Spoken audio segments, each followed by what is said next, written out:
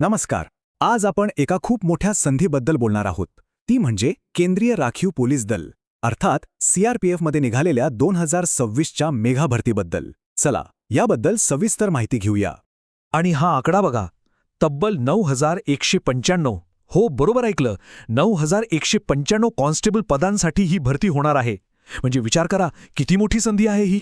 तर सीआरपीएफमध्ये ही जी मोठी भरती निघाली आहे, या संधीचं स्वरूप नेमकं काय आहे ते आपण समजून घेऊया. पण त्याआधी सीआरपीएफ म्हणजे नेमकं काय आहे आणि त्याचं महत्त्व किती आहे हे जाणून घेणं महत्त्वाचं आहे. बघा, केंद्रीय राखीव पोलीस दल म्हणजे सीआरपीएफ हे आपल्या देशातलं सर्वात मोठं केंद्रीय सशस्त्र पोलीस दल आहे.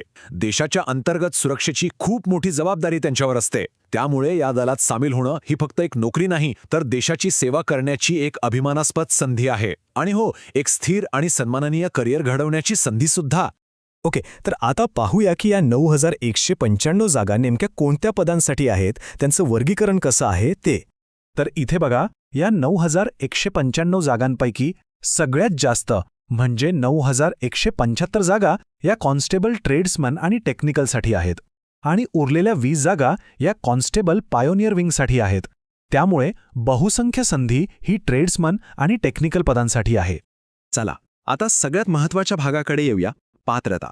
म्हणजे अर्ज करण्यासाठी कोणकोणत्या अटी पूर्ण कराव्या लागतील ते पाहणं खूप गरजेचं आहे.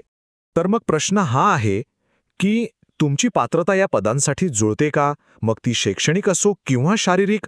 चला आता एक एक करून याबद्दलची सविस्तर माहिती घेऊ. शैक्षणिक पात्रतेबद्दल बोलायचं झाल्यास ती पदानुसार वेगवेगळी आहे. बऱ्याच ट्रेड्ससाठी फक्त 10वी उत्तीर्ण असणं पुरेसं आहे, पण काही पदांसाठी विशेष पात्रता लागेल. जसं की ड्रायव्हर पदासाठी 10वी सोबत अवजड वाहन चालवण्याचा परवाना हवा. मेकॅनिक मोटर व्हेकलसाठी 10वी, ITI प्रमाणपत्र आणि 1 वर्षाचा अनुभव लागेल. आणि पायोनियर विंगसाठी 10वी सोबत मेसनरी किंवा इलेक्ट्रिशियनमध्ये 1 वर्षाचा अनुभव आवश्यक आहे. आता बघूया शारीरिक पात्रतेचे निकष. इथे प्रवर्गानुसार थोडा फरक आहे. जनरल आणि ओबीसी प्रवर्गातील पुरुषांसाठी किमान उंची 170 सेंटीमीटर तर महिलांसाठी 157 सेंटीमीटर आहे. आणि जर उमेदवार एसटी प्रवर्गातील असेल तर पुरुषांसाठी उंची 162.5 सेंटीमीटर आणि महिलांसाठी 150 सेंटीमीटर आहे. पुरुषांसाठी छातीचे जे निकष आहेत ते सुद्धा इथे दिले आहेत, तेही एकदा नीट तपासून घ्या. वयोमर्यादेचा मुद्दाही तितकाच महत्त्वाचा आहे. ही वयोमर्यादा 1 जानेवारी 2026 ह्या तारखेनुसार मोजली जाईल. इथे 2 गट आहेत.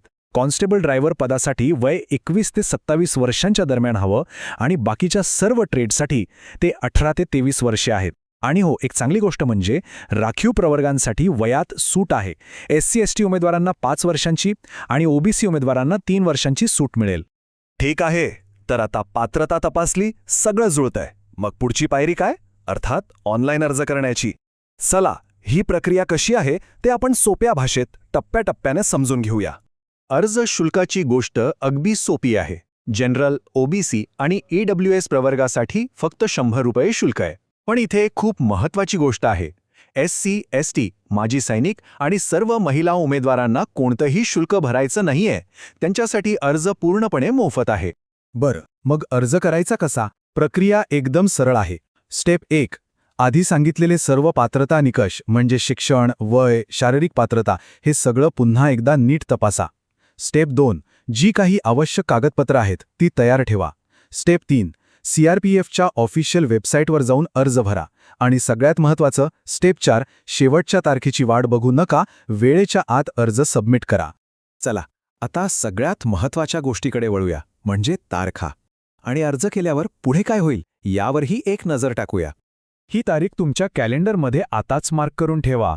ऑनलाईन अर्ज करण्याची शेवटची तारीख आहे 19 मे 2026. अजिबात उशीर करायचा नाही. परीक्षेची तारीख अजून आलेली नाही, ती नंतर जाहीर होईल.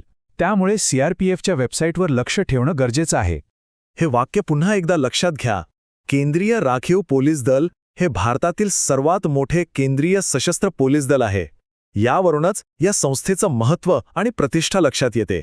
आणि याच दलाचा एक भाग होण्याची ही संधी आहे. तर आता ही सगळी माहिती तुमच्या समोर आहे. आता फक्त एकच प्रश्न उरतो.